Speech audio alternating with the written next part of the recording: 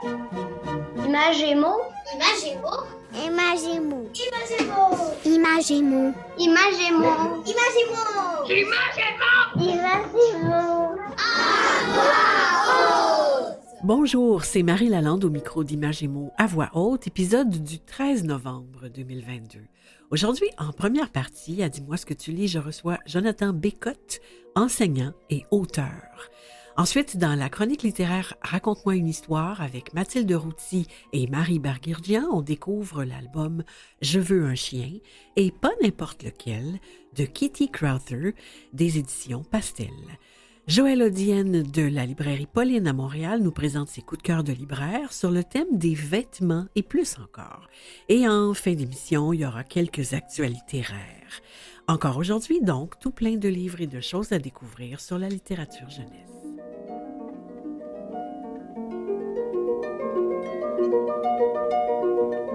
Je m'appelle Chris David et j'ai 7 ans et j'aime les mangas parce qu'il y a de l'action.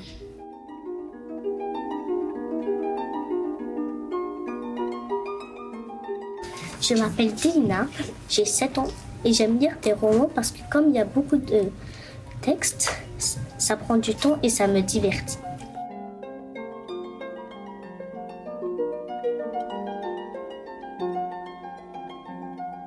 Dis-moi ce que tu lis. C'est le moment privilégié de l'émission où on rencontre des gens qui lisent les livres jeunesse. Aujourd'hui, on a la chance de faire une rencontre bien spéciale puisqu'on parle avec un enseignant relativement nouveau dans la profession, mais c'est aussi un auteur jeunesse. Donc, c'est quelqu'un qui lit, qui fait lire et qui écrit lui-même des livres jeunesse. Bonjour, Jonathan Bécotte. Bonjour Marie, quelle belle présentation. Lire, lire et écrire, j'aime ça. C'est bon, hein, mais c'est vrai surtout, hein. Bienvenue à Imagez-moi à voix haute.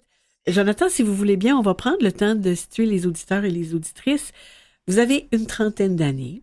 Vous avez étudié d'abord en théâtre à l'UQAM. Vous avez enseigné le théâtre au parascolaire dans un collège privé. Vous avez été animateur de Canjo au Collège Laval. Avec les petits, vous avez aussi travaillé à temps partiel chez Desjardins.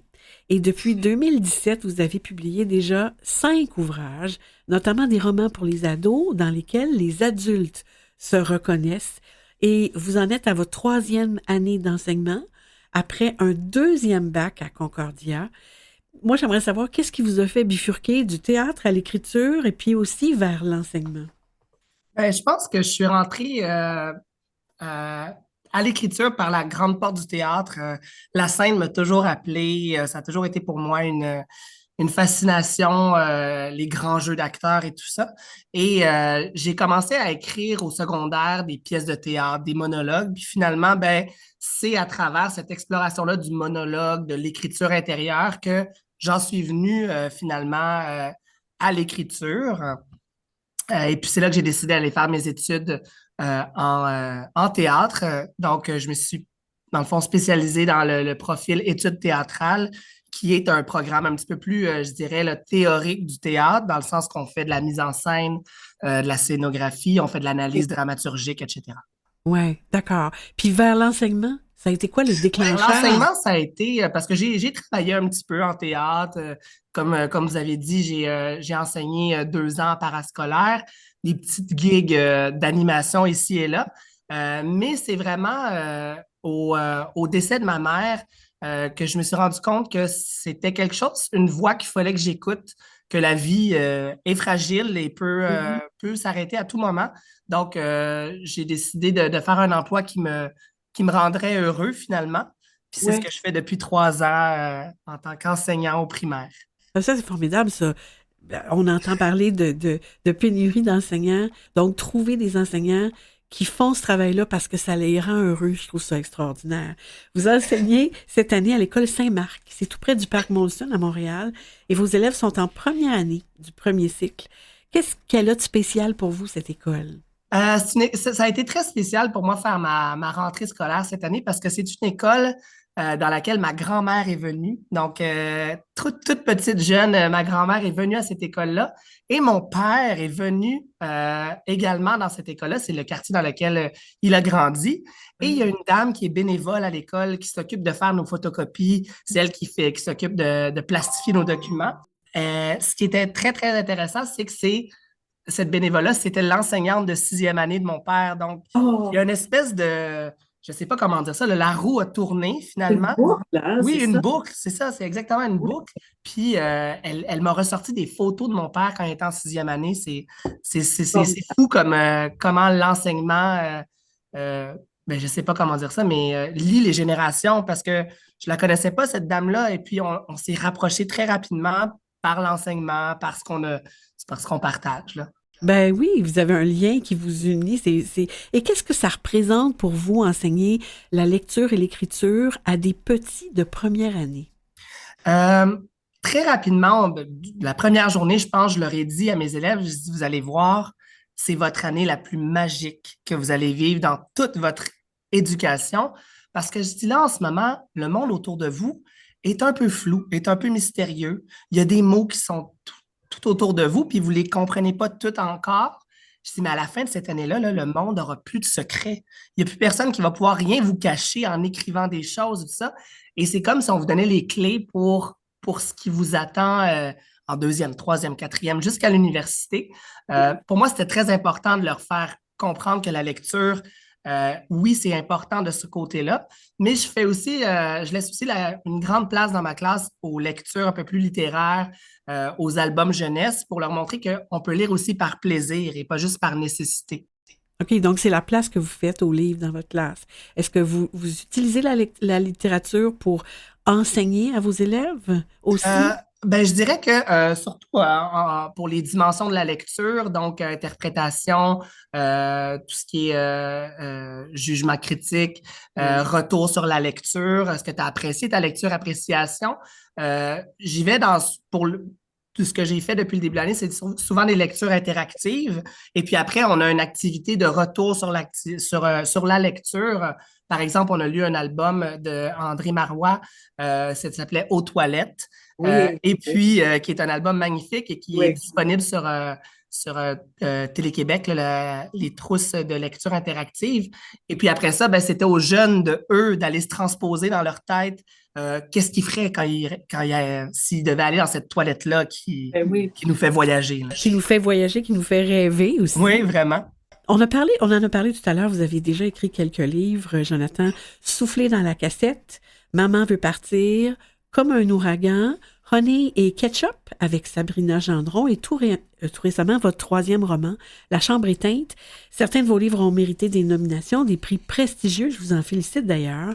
Et on vous reconnaît une grande, grande qualité d'écriture, une plume délicate, la sensibilité de la poésie. Comment vous conciliez les deux carrières, celle de l'enseignant, celle de l'auteur? Est-ce que vous écrivez l'été? Vous mettez le doigt dessus. L'été, c'est un petit peu mon moment où j'enlève mon chapeau d'enseignant et je remets ma casquette d'écrivain. Euh, mais oui, effectivement, quand je suis dans l'année scolaire, il faut absolument que je me réserve des périodes pour écrire parce que sinon, le métier d'enseignant, c'est un métier qui est prenant. On a du travail, on pourrait travailler à chaque jour puis on n'en ferait jamais assez. Il faut que je me réserve. Oui, c'est ça, on est toujours en réflexion.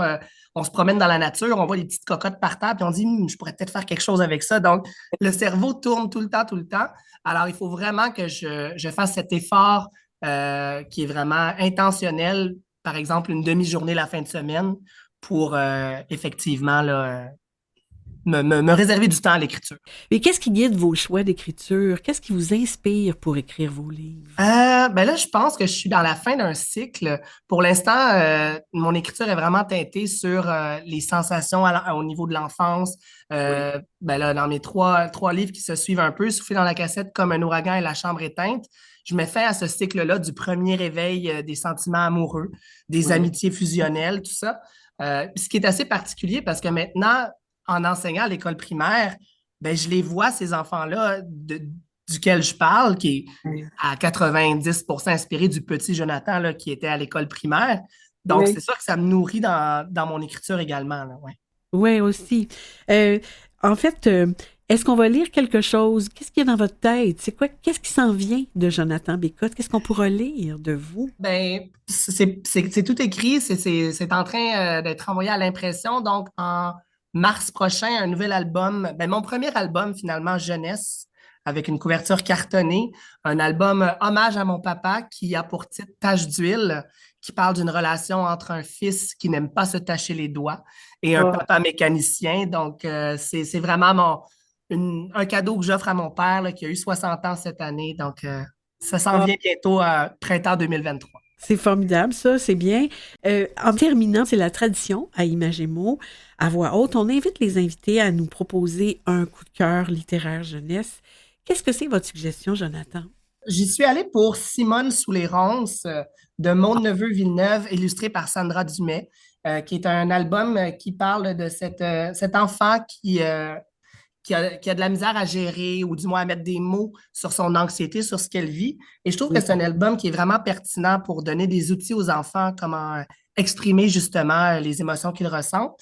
Et c'est un album que je vais utiliser là, la semaine prochaine. Donc, il était sur mon bureau, il me regardait cet album-là. Alors, je ne pouvais pas passer à côté. C'est un album que j'utilise à chaque année et qui laisse vraiment sa marque dans l'imaginaire des jeunes et qui leur donne des outils pour communiquer également. Oui, puis peu importe l'âge. Vraiment, je l'ai lu à mes élèves de 5 6e année lors de ma première année.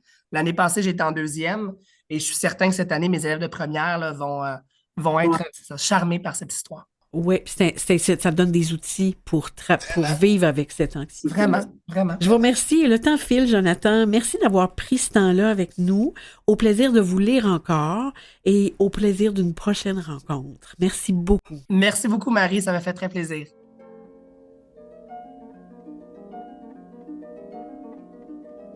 On écoute maintenant une des chroniques littéraires de On a tous besoin d'histoire.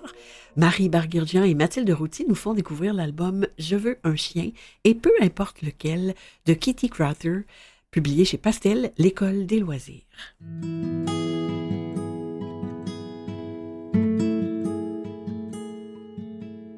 Raconte-moi une histoire, la chronique littérature jeunesse de On a tous besoin d'histoire.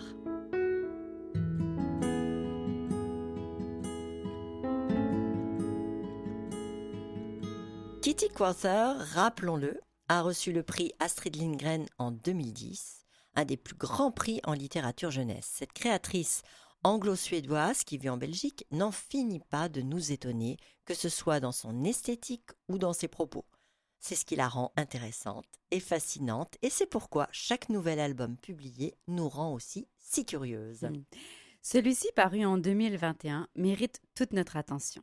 Son titre « Je veux un chien et peu importe lequel », ainsi que la page couverture montrant une petite fille entourée d'une multitude de chiens, nous engage plutôt dans la voie comique. Pourtant, c'est vers quelque chose de plus grave que tend l'histoire.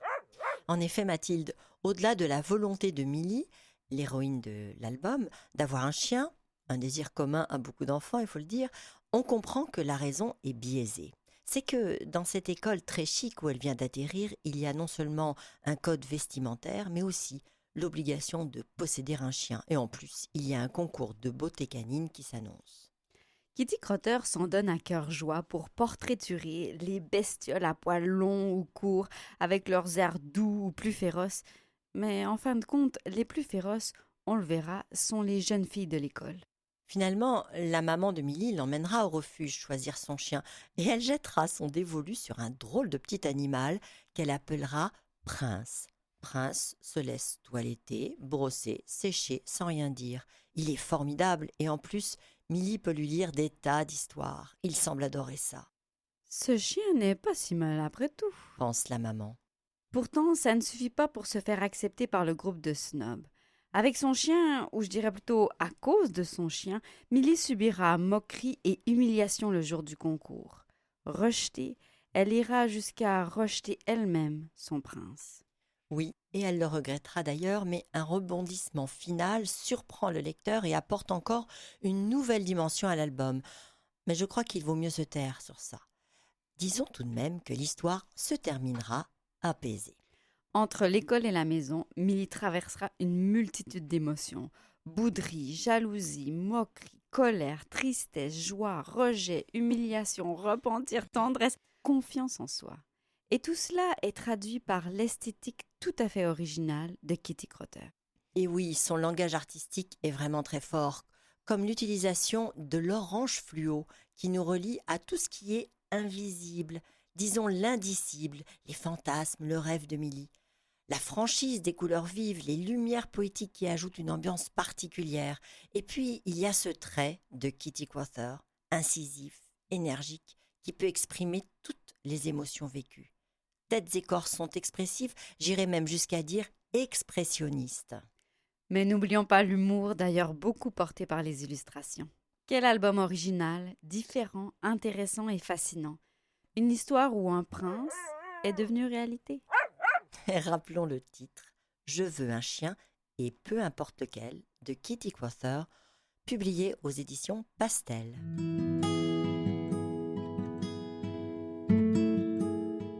C'était Marie Barguerdjan et Mathilde Routy. Parce qu'on a tous besoin d'histoire. Sur le site de l'émission, vous retrouverez les liens vers le titre mentionné, la page Facebook de On a tous besoin d'histoire, ainsi que celui vers le blog de Marie Barguerdjan, Astramgram.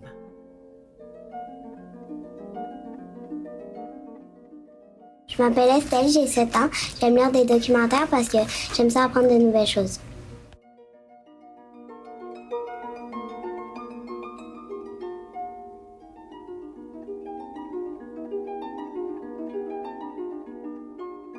La chronique coup de cœur des libraires. On accueille maintenant Joëlle Odienne, libraire jeunesse à la librairie Pauline de Montréal. Bonjour, Joëlle.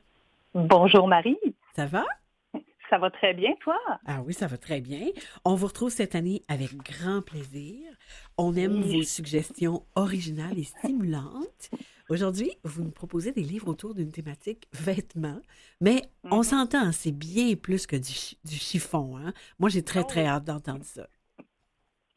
On utilise le vêtement pour aborder d'autres thématiques. Oh oui, finalement. tout à fait. Oui, on vous écoute. Ouais. Alors, je vais commencer avec l'album C'est mon chandail, publié aux éditions Scolastiques, Oui. écrit par Jessica von Innerbener. Bravo. Désolée Alors, pour la prononciation. oui, c'est ça, félicitations. Alors, on suit l'histoire d'Olivia. Olivia qui a un chandail préféré qu'elle adore, qu'elle porte tout le temps, qu'elle traîne toujours avec elle. Sauf que Olivia grandit et à un moment donné, son chandail devient trop petit. Oh. Alors, ça va être le bébé de la famille qui va hériter du chandail, mais ça ne fait pas son affaire évidemment, Ben non. parce que c'est son chandail préféré. Ouais. Elle essaye évidemment là, de tout faire pour récupérer son chandail. Et en fait, elle va finir par apprendre que son chandail préféré, son fameux vieux chandail préféré, avant, c'était le chandail préféré de son grand frère. Oh, d'accord. Alors, on est vraiment dans une belle histoire de passation, de transmission, partage, ouais. de transmission, exactement. On est dans la famille. Puis bon, ça peut être aussi l'arrivée d'un nouveau bébé qu'on peut aborder un petit peu par ça. Parce que bon, ça implique des fois de partager un peu ses choses, partager son temps. Ouais. Fait que c'est un super bel album. Les illustrations sont très douces, très douces et dynamiques en fait. Ouais. C'est vraiment un mélange de douceur et de dynamisme. Oui, et c'est une nouveauté, hein, parce que c'est paru le 10 octobre de cette année. Oui, absolument. C'est tout nouveau, tout nouveau. Oui. Et non, franchement, une belle découverte aux éditions Scolastiques. J'adore ce petit album-là, vraiment chouette. Excellent. Parfait pour, je dirais, pour les 2 à 5 ans à peu près. 2-5 ans, d'accord. Oui. Les enfants pour qui, effectivement, le partage et la transmission, c'est important d'apprendre ça. Voilà, exactement. Oui. Maintenant, le deuxième album que j'adore profondément, publié aux éditions Kaléidoscope, Oui. écrit par Peter Brown, ça s'appelle Fred s'habille. OK. Et là, on suit Fred. Fred qui adore être tout nu, se promener tout nu. Oui, on le voit sur la page couverture. Hein. Il n'est pas tellement habillé. Non. Fait qu'il se promène dans la maison, tout nu, puis à un moment donné, il arrive dans la chambre de ses parents et il va explorer le garde-robe de ses parents. Ah. Et il commence par le côté de papa. Il va essayer des vêtements de papa. Mais ça marche pas. Ça flotte sur lui, il ne se sent pas bien dedans. Mm-hmm. Alors, il va regarder du côté des vêtements de maman. OK. Là, il explore un peu ça et il trouve quelque chose à son goût et qui lui va très bien. Oh. Et puis bon, il va se mettre à fouiller dans la boîte de maquillage et de bijoux de sa maman. Puis là, il va essayer de se maquiller puis de se mettre des bijoux. Le résultat, il est plus ou moins convaincant, Uh-huh. mais la maman et le papa sont pas bien loin pour aider notre jeune ami à apprivoiser cette façon, le maquillage et tout ça, en fait. Ouais. Donc, il y a maman qui va se maquiller, qui va se coiffer, puis là, Fred va l'observer et il va faire pareil, il va l'imiter. OK. Mais Fred, Mais juste il pour n'y a pas juste lui. Il n'y a pas juste lui qui va l'imiter. Il y a papa aussi qui va se prêter au jeu. Ah oui, aussi. Papa aussi va mettre du maquillage et des bijoux, du vernis à ongles, tout ça. OK. Fait que c'est un bel album qui est, je dirais, plus sur l'expression de genre qui est différente. C'est ça, parce que Fred, c'est un petit garçon, en fait, mais l'idée, c'est qu'il explore toutes sortes de possibilités vestimentaires. OK. Exactement. Puis s'il a envie de mettre une robe et du maquillage, c'est bien correct. C'est bien son droit. Il est bien comme ça. Exactement. OK. Papa aussi, il peut, si ça lui tente, mettre des bijoux puis un peu de maquillage. Pourquoi pas? Pourquoi pas? Pourquoi pas? Et vous aviez un troisième ouvrage à nous proposer si, effectivement, on a le temps de le présenter. On a encore un petit peu de temps, oui. Super bel album aux éditions 400 coups. Oui. Écrit par Stéphanie Boyer et Elisa Gonzalez. Oui, Stéphanie Boyer qu'on va recevoir à l'émission en 2023. Oh, je la salue. Oui. Oui, alors, l'album super beau, ça s'appelle « Je n'ai rien dit ». Et là, on va suivre tout au long de l'album une petite fille qui est témoin de la stigmatisation, de l'intimidation d'une camarade de classe. OK. Donc, en quelques secondes, Joëlle, on va aborder ce livre-là. Oui, il nous reste à peu près 20 secondes. Oui, c'est ça. Fait qu'on fait ça vite. Ouais. Donc, tout au long de l'histoire, en fait, est témoin de ce qui se passe. Elle aimerait ça intervenir, mais elle n'ose pas. Elle se sent pas bien avec ça. Mais à la fin, évidemment, elle va trouver le courage là, de mettre son pied à terre et de dire « ça suffit ». Ah, c'est bon ça. Bravo. Ouais. Alors, même si elle dit rien, finalement, elle s'en sort. Alors, je vous remercie. C'est des chouettes suggestions, Joëlle. On rappelle que les auditeurs vont trouver toutes les références sur le site de l'émission. Je vous remercie beaucoup, beaucoup, Joëlle, et au plaisir d'une prochaine chronique. Ça m'a fait très plaisir et à très bientôt. Merci. Au revoir. Au revoir.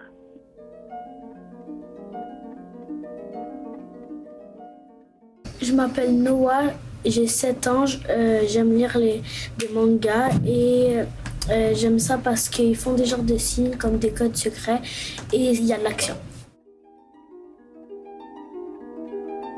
Les actualités rares. Les actualités rares, d'autres idées de lecture et de sorties littéraires. Dimanche prochain, le 20 novembre, à Marie raconte, je lis Moi, Ming, de Clotilde Bernos et Nathalie Novi, publié par les éditions Rue du Monde. Un album tout en douceur où le narrateur, Ming, se demande s'il vaut mieux faire partie des puissants, être reine d'Angleterre, général en chef, empereur du monde, ou bien Ming, sur les bords du lac Kukonor. On découvre donc qui est Ming et ce qui lui permet d'être heureux. On en écoute un extrait. Chaque soir, Nam et moi, nous remontons le chemin qui mène à la maison. Elle me raconte sa journée, elle chante, elle saute d'un pied sur l'autre. Son rire zigzague dans la nuit qui tombe doucement. Ainsi est notre vie, chaque jour. Seul change la couleur des rizières et le parfum des boîtes de thé. Du 17 au 20 novembre, à Wendake, à Québec, se tient la 11e édition du Salon du livre des Premières Nations. C'est le seul événement du genre au Canada. Les activités gratuites pour les familles ont lieu samedi 19 et dimanche 20 novembre. Quelques exemples. D'abord, Légende Abénaquise à la bibliothèque Paul-Aimé Paiement avec Nicole Aubomsawin. Ensuite, Frétillant et Agile à la bibliothèque Monique Corriveau avec Jocelyn Sioui. Et aussi L'art de raconter à la bibliothèque Christine Brouillet avec Isabelle Picard. Du 23 au 27 novembre au Palais des Congrès, c'est le Salon du livre de Montréal. Les matinées scolaires auront lieu les 23, 24 et 25 novembre. Pour les classes, c'est gratuit, mais il fallait s'inscrire entre septembre et le début octobre.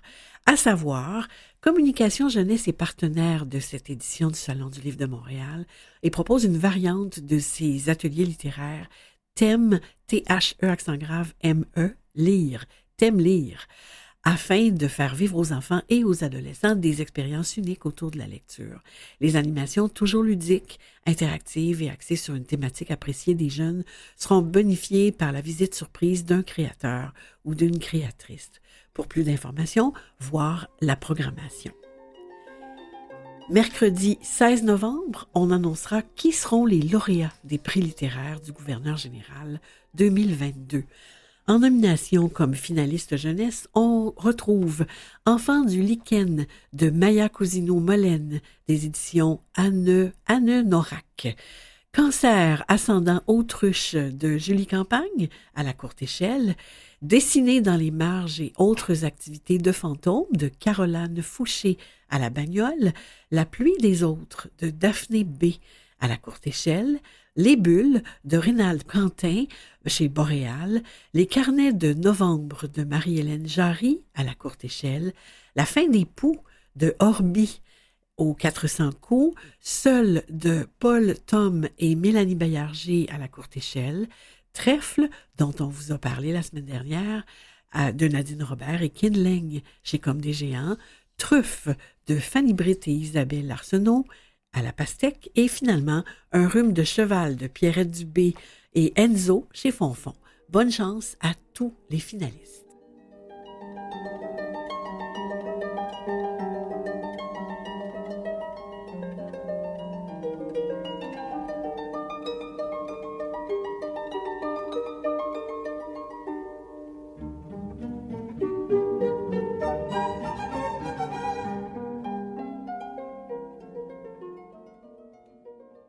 C'est ici que se termine l'émission d'aujourd'hui. Je remercie les invités et les collaborateurs.